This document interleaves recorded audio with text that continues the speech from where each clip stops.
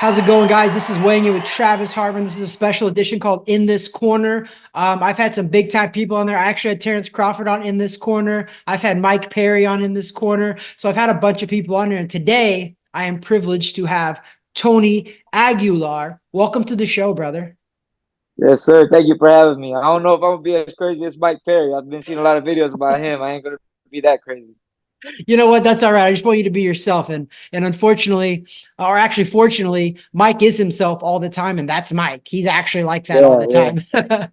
Mike's a I good actually people just though. met him downstairs. He's cool as hell. Yeah. So that's what I'd like to tell everybody is that Tony Aguilar is over in Tampa. He is fighting on the Jake Paul Mike Perry undercard July 20th, which is this Saturday.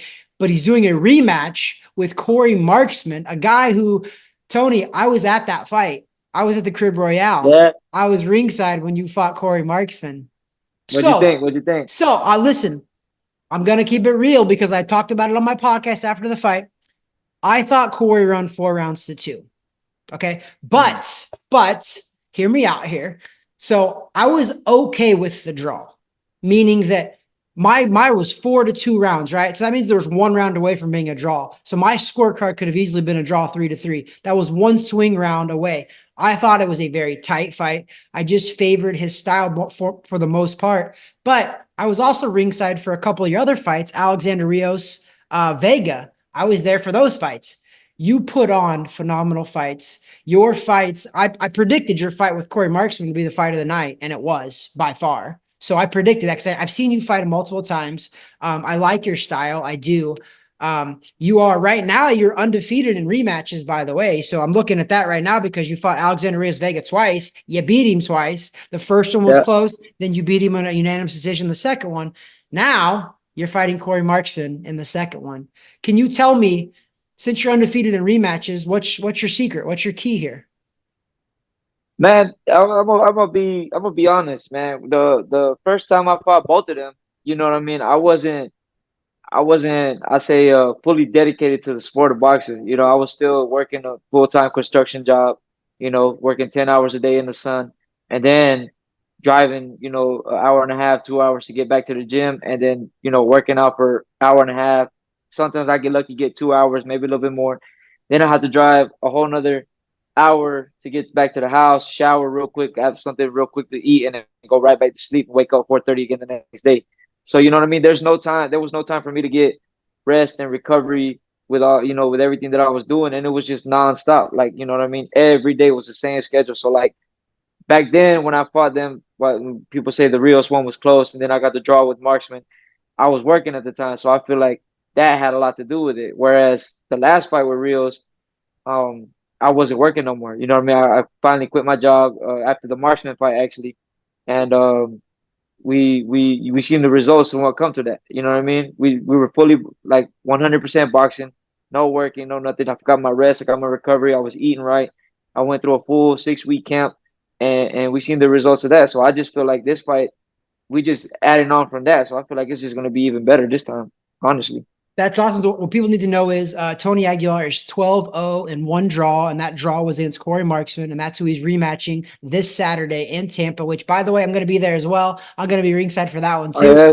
So, Okay. like, I'm Okay. going to Hell be there, yeah. man. So, like, I'm ready to see this because, again, I'm not gonna say your fight's gonna steal the show because I never know what Mike Perry's gonna do, bro. So I'm not gonna make that prediction. I know your fight's gonna be phenomenal, but you never know what Mike Perry's gonna do. He might steal the show with something crazy. Who knows? I don't know. So I'm not as confident to say yours will steal the show, but I do tell people on the podcast and everywhere, I'm like, if you want to see some quality boxing, your guys' fight, you and Cory, was quality boxing. When I watched that, that was quality boxing. That was two guys that knew what they were doing. That was two guys that brought it. But it's good to hear that most people don't realize, Tony, that other professional boxers, when they're coming up, most of them have full-time jobs. Like, it's Yeah. not their Yeah. full-time gig. So when they're seeing these guys progress, it's just cool to see that now you're undefeated, you're 12-0, and you did it the hard way, but you did it the right way too at the same time, right? So you're there, you're 12-0. Cory's 9-0-1. His only blemish is a draw, and that's with you as well. So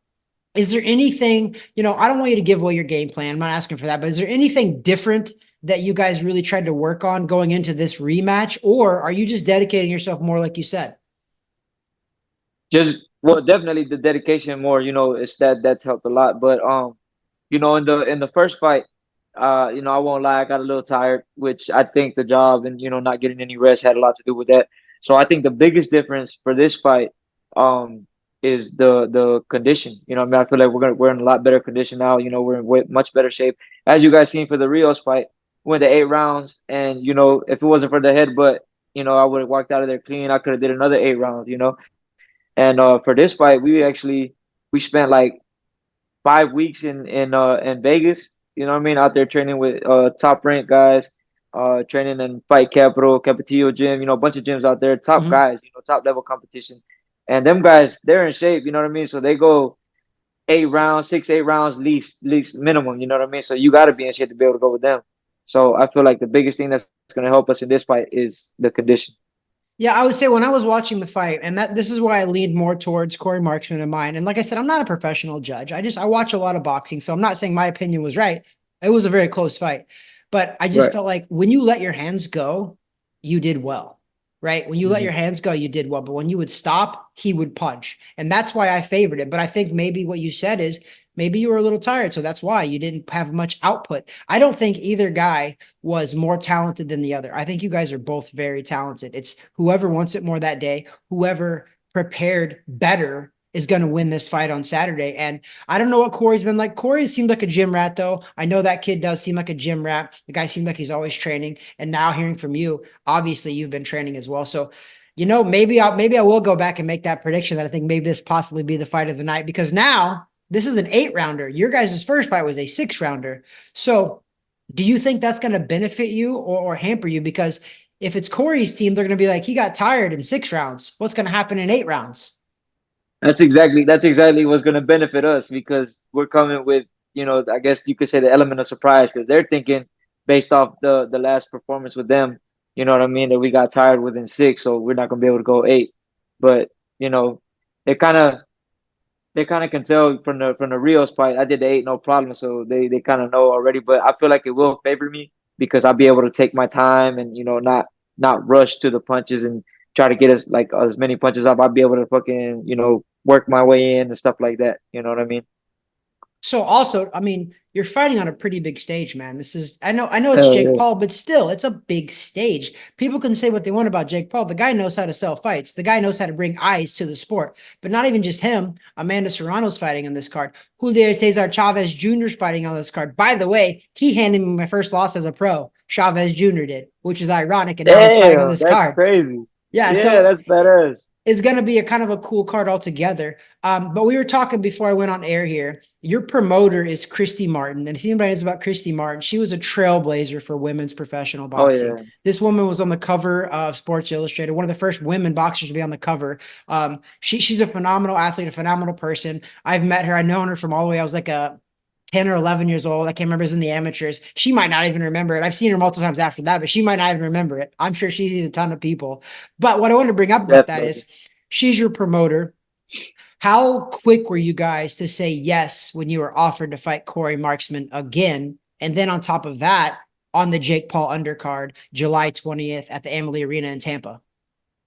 So the funny thing about that is, the April 26th bout, the rematch that I had with Rios was supposed to be Marksman. We both sat up in what was it, February 2nd after the draw, and we was like, we'll rematch April 26th. But he backed out. Whatever the case may be, I don't know what happened. He went to do the team compact league, whatever, but he didn't take the rematch. That's why we ended up taking the rematch with Rios. So I've been wanting that fight back since the first fight. You know what I mean? So as soon as they brought it up as an option, and then especially on this stage, we was like, hell yeah! Like my coach asked me, I was like, yo, is that even a question? Like, Yeah. you know what I mean? You should have just told him yes off jump. Like, why are you asking me? That's awesome, man. So, was there anything in the very first fight with Cory Marksman? Was there anything that surprised you about him, or did you kind of know of him a little bit? Because you both are from Florida, right? You're based out of up there, up near Jacksonville areas where you're born, I guess. But Well, I'm Crescent City. They got it wrong on my box rec. I'm from Crescent City, Florida, okay, not okay. Jacksonville. And he's from, I think, Deltona. I don't know if he's been there his whole life, but he's that's where he stays now. And we So, did you guys actually cross paths? Yeah, yeah. In the amateurs, he was actually my last two fights as an amateur. So how'd the last two fights go as an amateur? I won both of them. You won. As a matter of fact, it was under the same promoter that he's under now, Anthony Arvello, Undisputed Promotions. Yep. We fought on his card. He had the the belt. I took the belt the first fight, and then we did the rematch, and then I won again. You know what I mean? So he's So got some revenge. yeah, yeah, yeah. I mean, he's got some bad blood. He wants to get that back. Unfortunately for him, it's not going to happen. So has there been, being such so local and know each other so well, has there been any bad blood? Has there been kind of any riff, or is it just normal boxing stuff?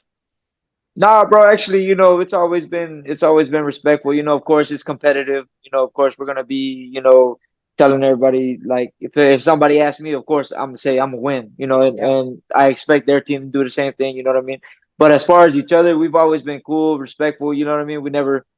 Every time we cross paths, it's been cool. We never had to talk shit or nothing like that. And at this point, as many times as we fought each other, it'd be corny to just to talk crap now. You know what I mean? It Yeah. makes no sense. We fought each other three times, like.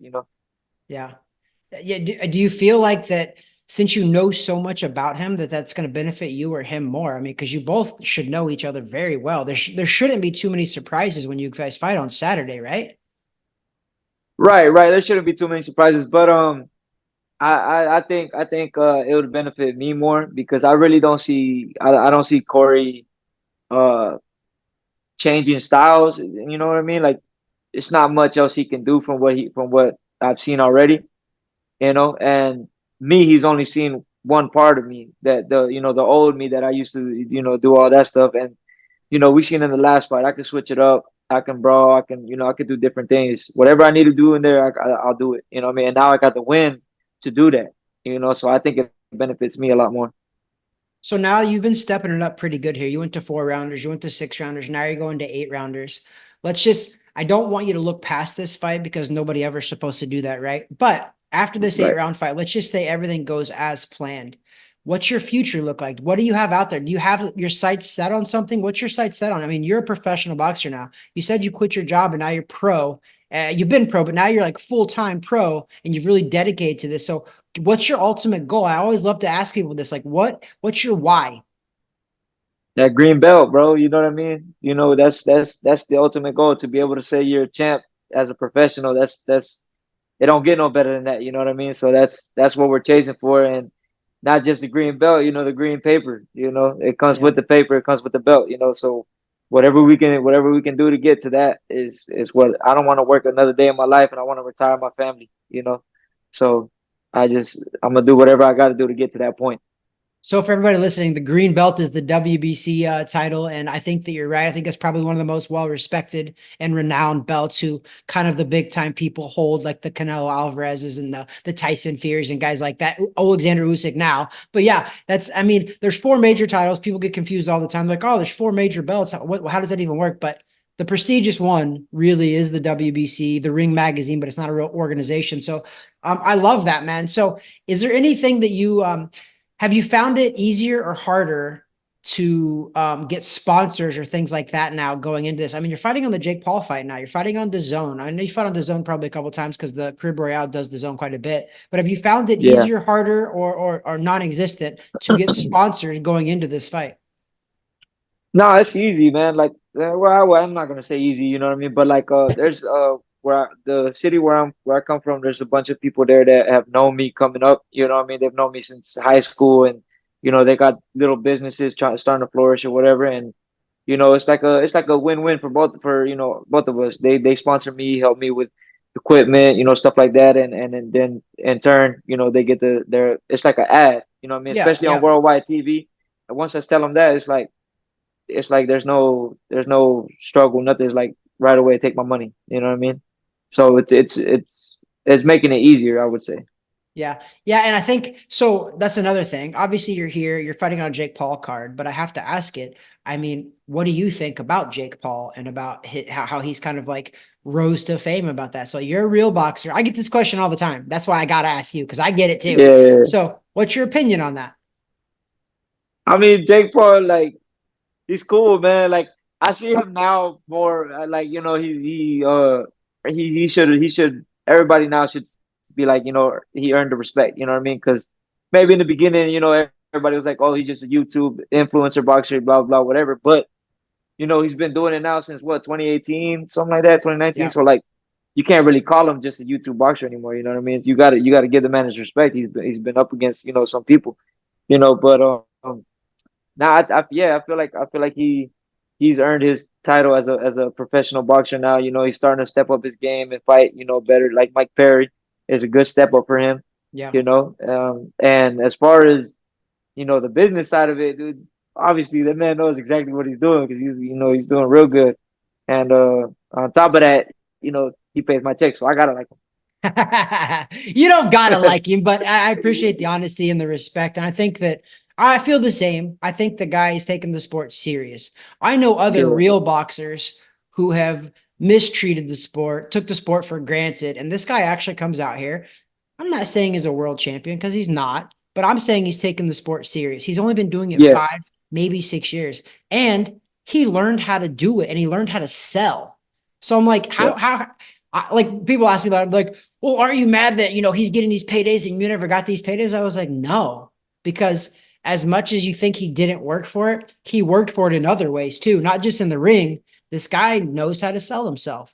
He figured out Yep, how to profit off of himself and being a certain villain type is what he kind of plays off, and it works. He's selling, man. definitely. And he's helping guys like you who are coming up, putting you on this platform. Amanda Serrano, putting her on that. She's a woman boxer making $500,000 or $1 million per fight now. So like Exactly. everybody that's hating on the guy, I'm like, listen, is he a world champion? I don't think so. Will he ever be one? I'm not sure. I never thought he would do this. But what I like about it, and my whole thing is this: he takes the sport serious, trains his ass off, takes his licks like a man, spars with other pro boxers. So I'm like, you're just jealous if you can't see that. And that's all there is to it. Right. People get too jealous of that envy and that money because he's super successful. But Yeah. I think they're more looking in the mirror and they're pissed off that they didn't do that and he did it. Exactly. So they're hating on his hustle, you know what I mean? Yeah, But it's like you said, like it's not just him. Like he's also helping, boxers like me. You know what I mean? This is a huge platform. This is the biggest platform of my, career. You know what I mean? And it's only happens because Jake Paul, MVP Promotions put me on there. You know what I mean? And I've also done my part. We got of three course. fights a Yeah. night or whatever. But it doesn't happen without their promotion and without their, everything. So I definitely appreciate that part of it as well. Yeah, I mean, at the end of the day, even though boxing is a singular sport, it's a team sport when you want to talk about the business side of boxing. And Jake Definitely. Paul didn't make Amanda Serrano famous. No, she's phenomenal talent. He just put her on that platform. He helped expose her talent to everybody. And just like he's doing with you Exactly. guys, he didn't do this for you. You earned that. And he's like, you know what? You earned it. Let's go. Like, come on board. They always say Yep. a rising tide raises all ships. I mean, when Yep. that water That's goes up, everybody goes up around it. And I think he's doing good for boxing, if you want my honest opinion. I don't think he's hurting boxing in any way. I think some of the other right. YouTubers are, but he takes it pretty serious. But regardless of that, we're talking about you. This is Tony Aguilar, rematch with Cory Marksman, July 20th, Tampa at the Amalie Arena. And I do believe there's some tickets, not very many left, but this is also on pay-per-view. But if you're a Floridian, come check out these two guys. There's some amazing talent right here in Central Florida, and they're flying over to Tampa, and they're going to duke it out for the world to see on DAZN. Last but not least, I appreciate you coming on the show again, man. I know that you're over there in Tampa. I know you got a lot of stuff going on. A lot of media stuff's going to happen tomorrow for sure. I definitely appreciate you Definitely. coming on the show. I want to leave you just with anything you want to say, any sponsors you want to thank, give them a shout out, man, because we play this to everybody. So if you want to thank some sponsors, thank some sponsors. This, I'm giving you the platform right now. Let me think, man. I got a little list right now. Let's see. It's Christy Bar Promotions, obviously, Lions Pride Boxing, where my home gym. Yep. Uh J Brothers Roofing, Crescent Roofing, Sotelo Roofing, a bunch of roofing companies. Um JM Roofing, Frontline Structures LLC, 19 Auto Group. Shout out to all of them. Those are my sponsors for this fight, and you will see them on the fit. You know what I mean? We got a nice fit coming too, so be ready for that. Other than that, man, just we're ready to go, man. We've done all the preparation. There's nothing else we could have done. You know what I mean? Left no stone unturned, and we're just excited, pumped. especially for this stage. And can't wait to show y'all, all the hard work and preparation, man. Thank y'all for tuning in, and I appreciate you for the recognition and having me on here, bro. Of course, brother. Again, I want to thank you again. This is weighing in with Travis Hartman. It's a special segment called In This Corner. He's fighting a rematch with Cory Marksman July 20th, Tampa at the Amalia Center. It's going to be on DAZN pay-per-view. It's the undercard of the Jake Paul versus Mike Perry fight. Guys, come check it out. Trust me when I tell you this. I don't BS anybody. I don't bullshit about stuff. I've watched him fight. I actually watched the Cory Marksman fight. This is going to be one of the best fights of the night. I'm not going to say best, but it's going to be one of the best because I don't know, Yes, sir. but it is. So I hope everybody comes out and checks it out. Again, brother, I appreciate your time, man. God bless. And I'll see you over there. So you better say hi when you see me as well. Yes, sir. I got you, bro. Appreciate you, man. Thanks, brother.